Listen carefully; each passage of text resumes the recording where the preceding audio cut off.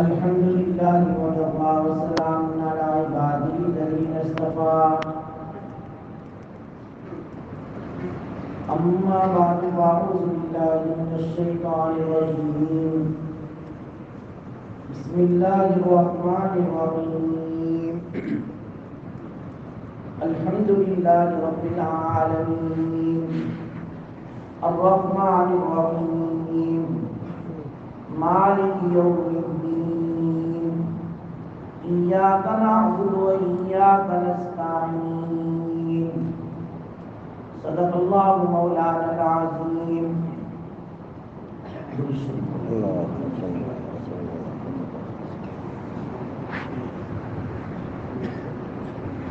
واجب الاحترام بزرگوں، اللہ تعالیٰ نے سورہ فاتحہ کے شروع میں اپنا تعارف کروایا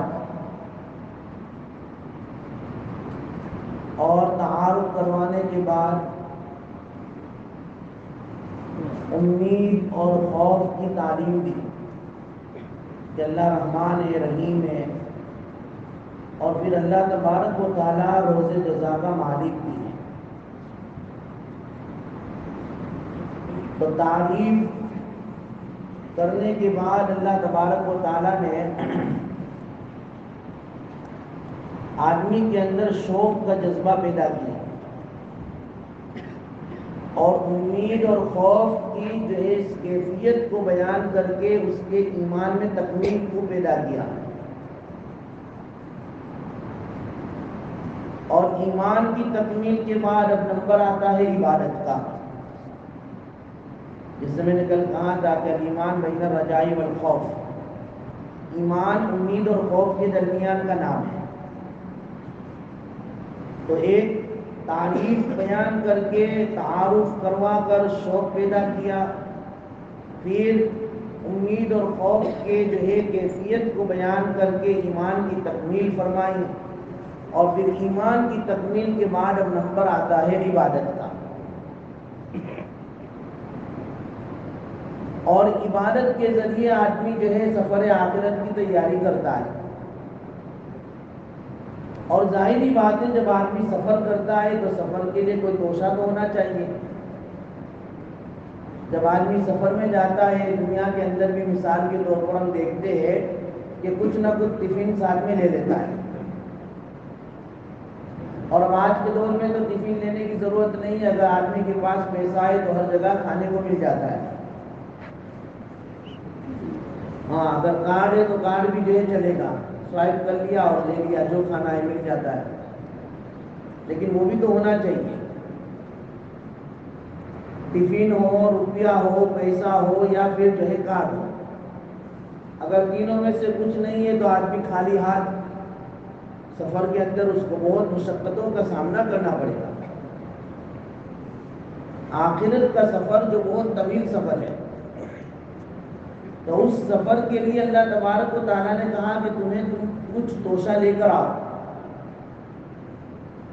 تاکہ سفر کے اندر تم کو تکلیف نہ پڑے، کیونکہ سفر لمبا ہے. آخرت میں پہنچنے سے پہلے قبر میں بھی جانا ہے، قبر میں سے پھر جو ہے حشر میں جانا ہے، پھر حشر میں سے پھر جو ہے سپلائی ہوں گے کہ کہاں جانا ہے کس کو.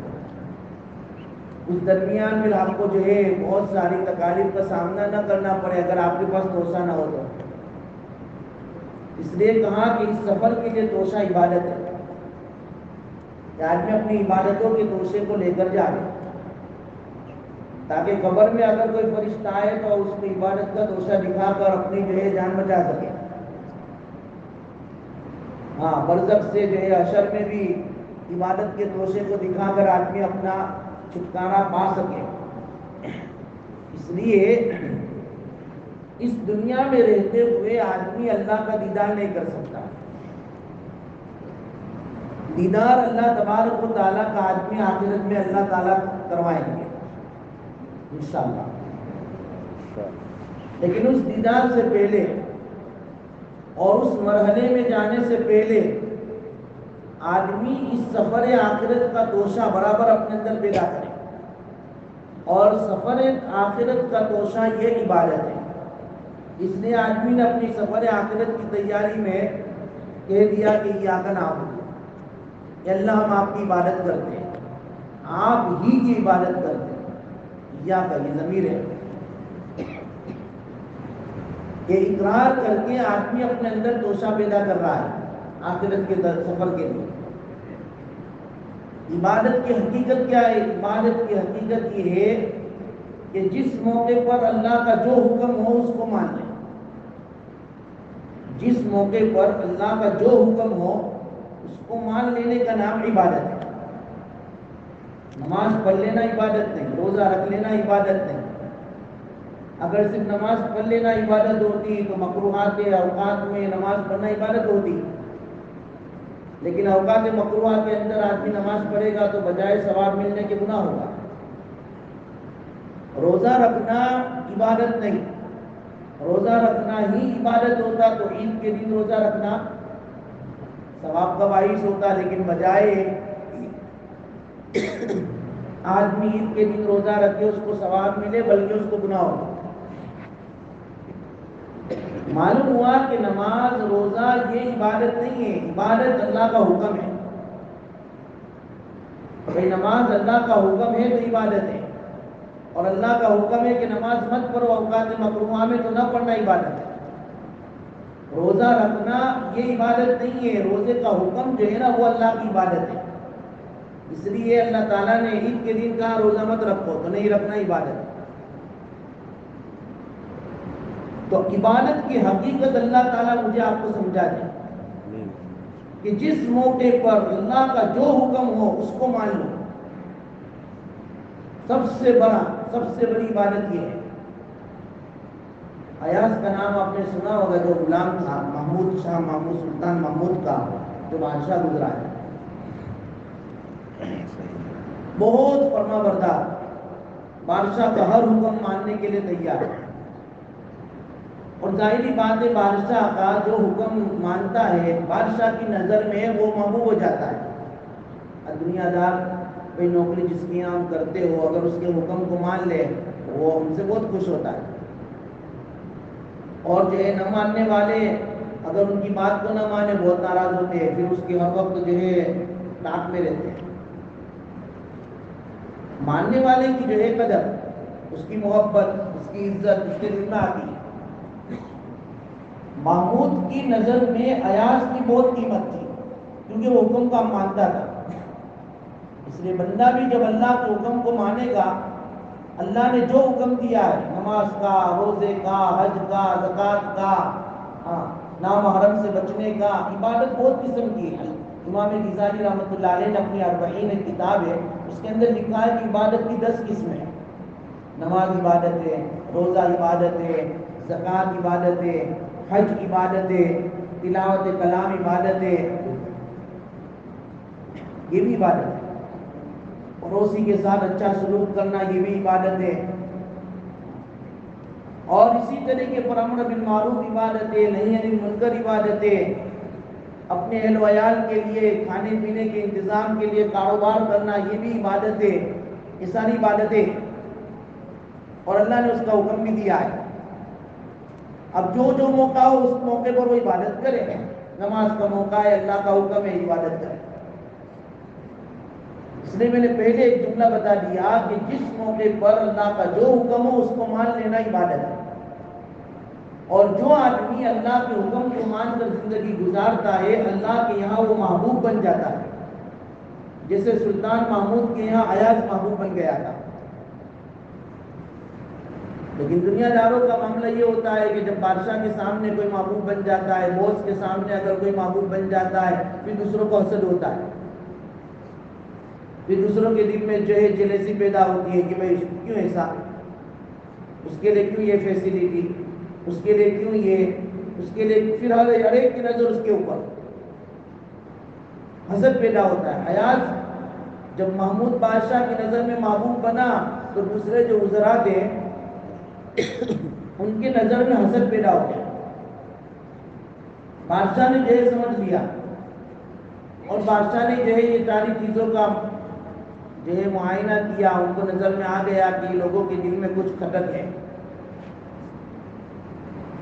تو بادشاہ نے کہا ایک دن جو ہے اس ایاز کی محبوبیت کو اور اس کا جو کمال ہے اس کمال کو ان کے سامنے ڈکلیئر کرنا پڑے کہ بھئی اس کے ساتھ میرا جو خصوصی تعلق ہے، اس کے ساتھ جو میری محبوبیت کا برتاؤ ہے، یہ کیوں ہے؟ اس لیے ایک مرتبہ سلطان محمود نے اپنے 65 وزیروں کو جمع کیا، اس کے 65 وزراء تھے، اس میں یہ ایاز کو بھی جمع کیا، بلایا، سب کو جو ہے ایک ساتھ بٹھایا اور اپنی سلطنت کا ایک قیمتی ہیرا جو ایک نایاب ان کے خزانے میں ہیرا تھا وہ منگوایا، اور وہ ہیرا ان وزیروں کو کہا کہ بھئی اس کو توڑ دو۔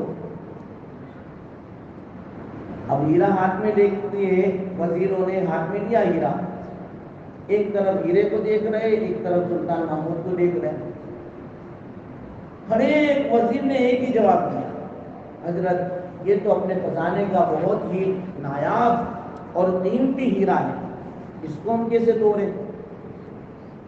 اس میں تو بہت نقصان ہو جائے گا، ہمارے خزانے کا نقصان ہو جائے گا، آپ کا نقصان ہو جائے گا، بہت ضرر ہو جائے گا، ہمارے اندر اس کے توڑنے کی ہمت نہیں، طاقت نہیں، ہم نہیں توڑتے ہیں۔ ہر ایک نے یہی جواب دیا۔ وہ ہیرا جو ہے بادشاہ نے ایاز کے ہاتھ میں دے دیا، لو ایاز اس ہیرے کو توڑ دو۔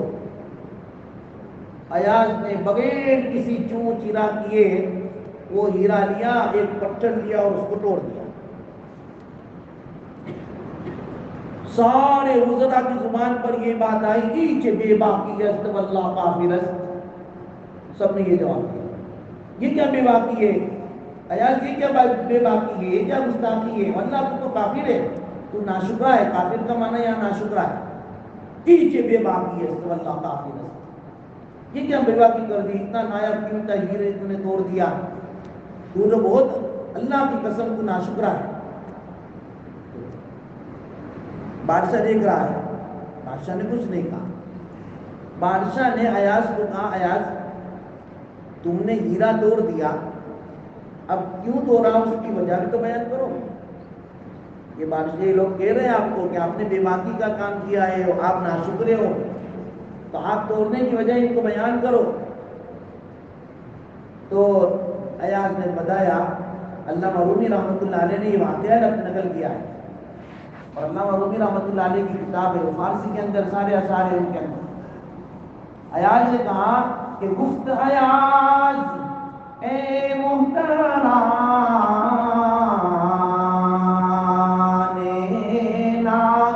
نامور امر شاہ بہتر قیمت یا گوہر۔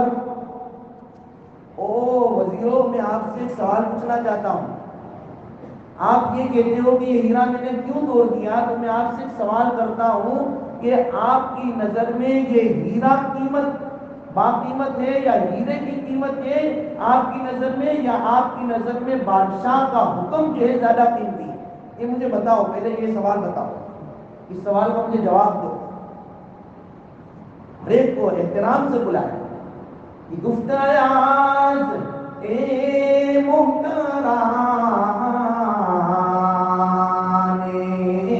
نامور امر شاہ بہتر قیمت یا گوہر۔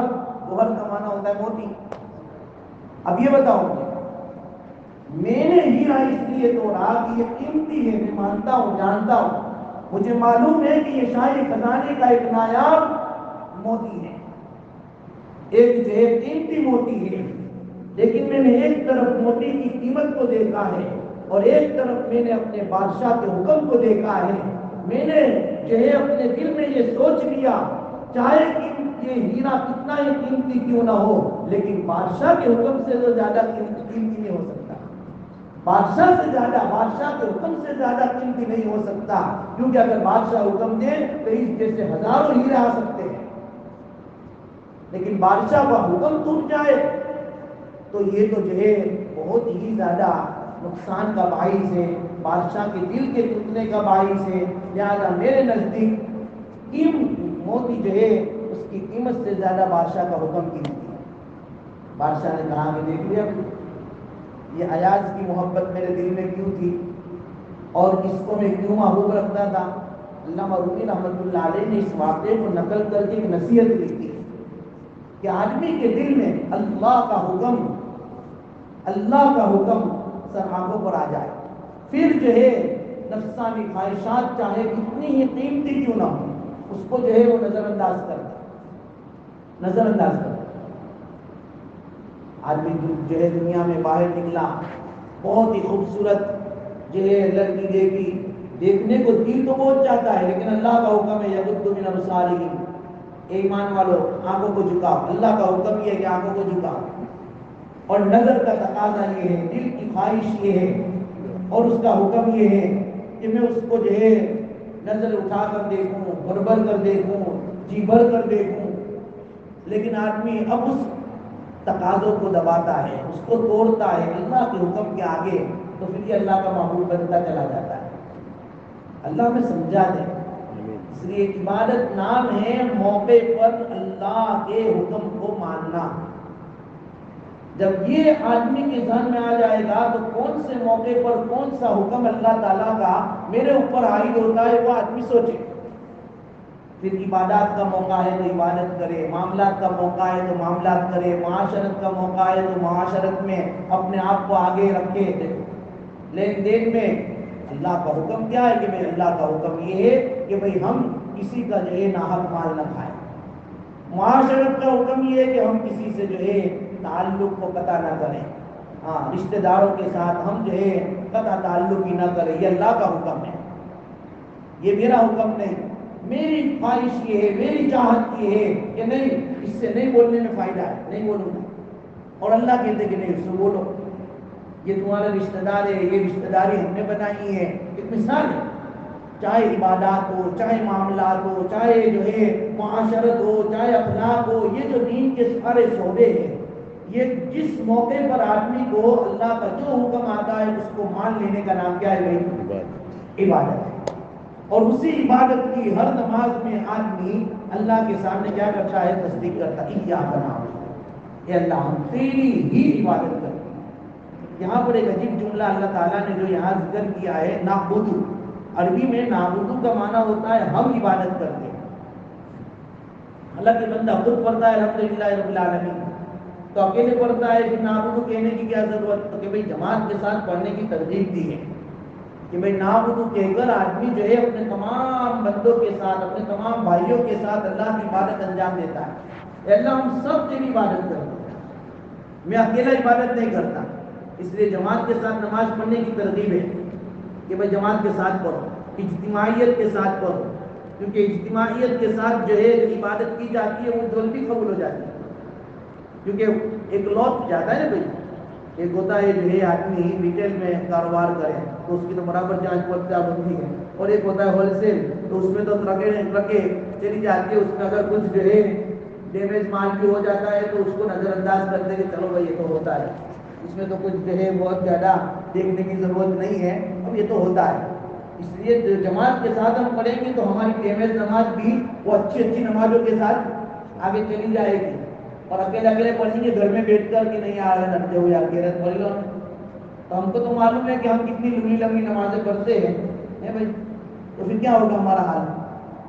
تو ہمارا حال یہ ہوگا کہ کچھ بھی قبول نہیں ہوگا، کیونکہ ریٹیل میں تو ہر آدمی ہر چیز دیکھ کر لیتا ہے، اگر ہم اکیلے میں بیچیں گے تو پھر بالکل جو ہے پرکھی جائے گی، دیکھی جائے گی، جانچی جائے گی، اور کچھ بھی نہیں ہوگا تو اس کو سائڈ پر رکھ دیا جائے گا، اور جماعت کے ساتھ تو لوگ قبول ہو جائیں گے۔ اس لیے جماعت کی ترغیب دی، اللہ کے نبی صلی اللہ علیہ وسلم ہم پر مہربان ہے، شفیق ہے، وہ یہ چاہتے ہیں کہ میرے بندوں کی، میری امتیوں کی نمازیں، میری امتیوں کی عبادتیں جو اجتماعیت کی شکل میں ہو وہ قبول ہو جائے، اور جو ہے اللہ کے یہاں اس کی جو ہے قبول ہو کر اللہ تعالیٰ کے یہاں اس کا ایک مقام بن جائے، یہ اللہ کے نبی صلی اللہ علیہ وسلم کا مقصد ہے۔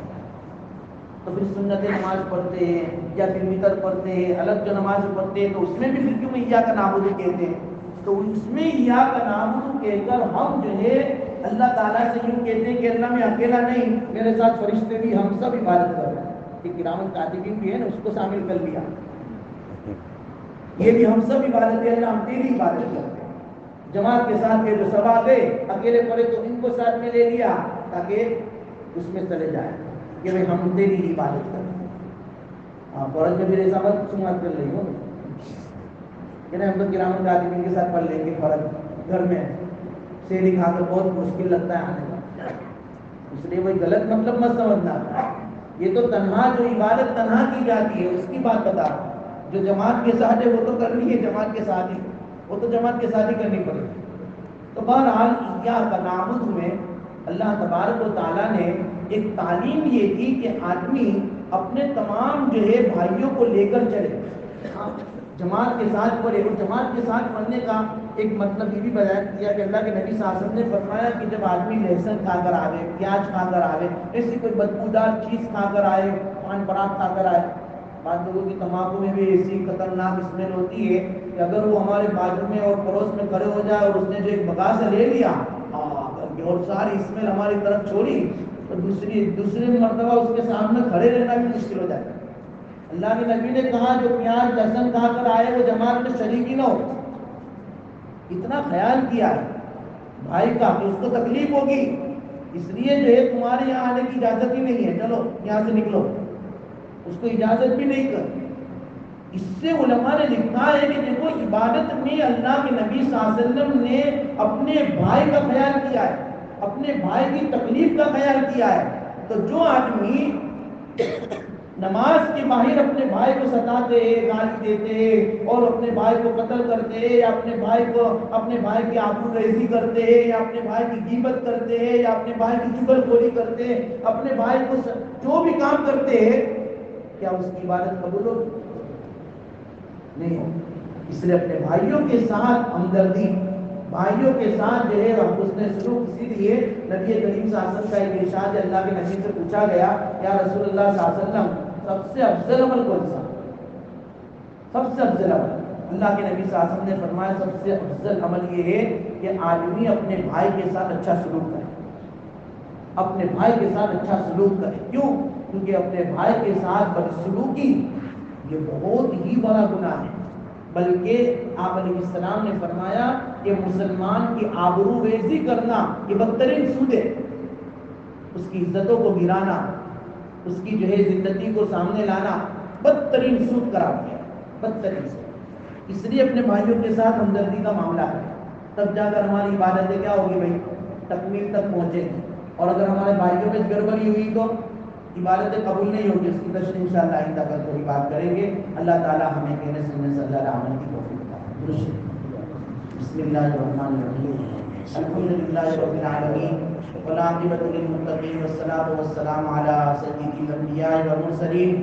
اللهم لك الحمد كما ينبغي لجلال وجهك وعظيم سلطانك يا حي يا قيوم برحمتك نستغيث اصلح لنا شأننا كله ولا تكلنا إلى أنفسنا طرفة عين ولا تنزع منا صالح ما عطيتنا.